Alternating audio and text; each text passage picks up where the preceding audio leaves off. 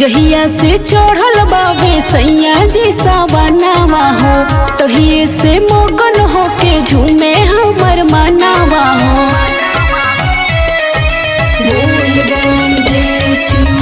जहिया से चढ़ल बाबे सैया जी सावनावा हो, तहिए से मगन होके झूमे हमर मनावा हो। इहे गो सरधा पूरा दी ए ड्राइवर सैया, हमरो के देवो घर घुमा दी ए ड्राइवर सैया।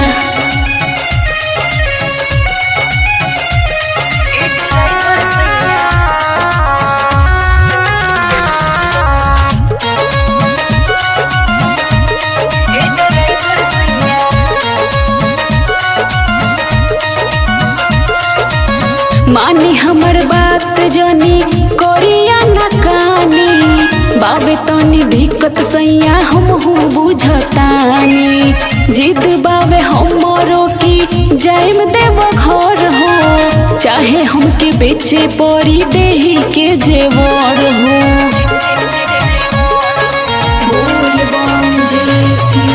मानी हमर बात जनी कोरिया न कानी, बाबे तनी दिक्कत सैया हमहू बुझतानी। जिद बाबे हमरो की जाइम देव घर हो, चाहे हमके बेचे पड़ी देही के जेवर हो। ढेर दिन से दिलावा में आस है लागल बाबे, मिलेला बाबा जी से मानावाई पागल बाबे। गेरुआ रंग सारी एगो लादी ए ड्राइवर सैया, हमरो के देवो घर घुमा दी ए ड्राइवर सैया।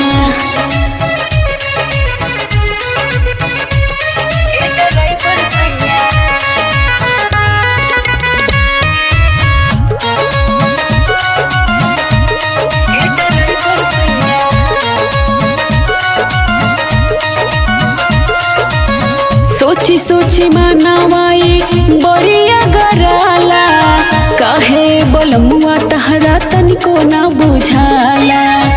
इहे आदत तोहर तनी ना सोहाला, बिना मतलब रउआ करता निहाला।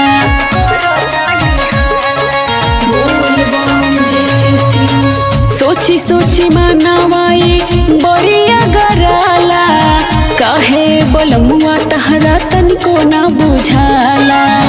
इहे आदत तोहर तनी ना सोहाला, बिना मतलब रउआ करता निहाला। पिया मन तोस जनी कर तू बहाना हो, झूठहू के हमारा के कर जनी माना हो।